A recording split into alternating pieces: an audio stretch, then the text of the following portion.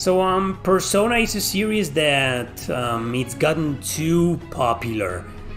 Way too popular nowadays, and back when Persona 3 came out, it was a huge success, but it was still a very niche game.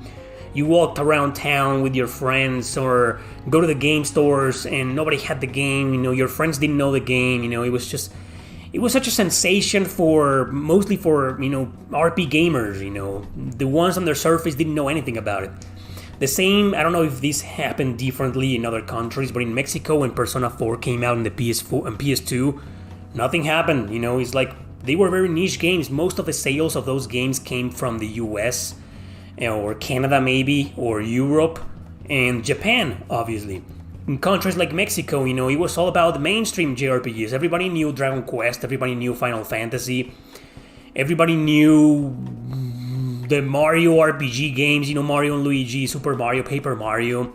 People knew some of the Tales games maybe. That's it. Persona was back then, here in Mexico, was very, very niche. So when Persona 4 came out, a lot of people loved it back all the way in the US, I think, but in Mexico, nobody knew the game. It was like a hidden gem. Hard to believe, right? Imagine a world, a time in an era where Persona 4 was a hidden gem. Hard to believe, right? And then the PS Vita came about, and back when the version of the PS Vita was released, which was back in 2012, I believe, that one was when RPGs here in Mexico started gaining more and more recognition, they became more popular, and over the course of time they exploded, like the genre exploded everywhere else, Nowadays in 2022 JRPGs are very popular.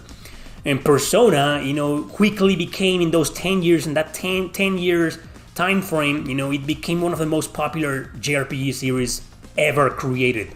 So it's a huge sensation. So of course, it's kind of hard to see that Atlus took their sweet ass time to port all of these games, to modern systems instead of keeping them as exclusive to PlayStation. So now we're getting them on Xbox and Steam. I mean, that's awesome. These games are so goddamn popular nowadays that there's no reason to keep them on one or two consoles. They need to be everywhere, like Final Fantasy. So I'm happy for you guys, congratulations, I guess, to you all who don't have the PS2 versions or don't care for them and want to play them on modern systems. Congratulations. Finally, at long last, after so many years, you're getting your wish granted by your favorite company, Atlus. We need Blazing Souls Axelid on Switch.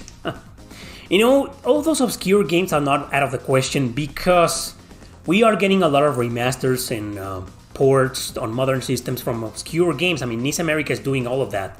I talked about this before, there's a video about this on my second channel.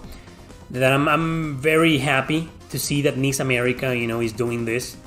Because usually when we get ports, remakes, remasters, or whatever, they are about, they're from popular games, like Persona.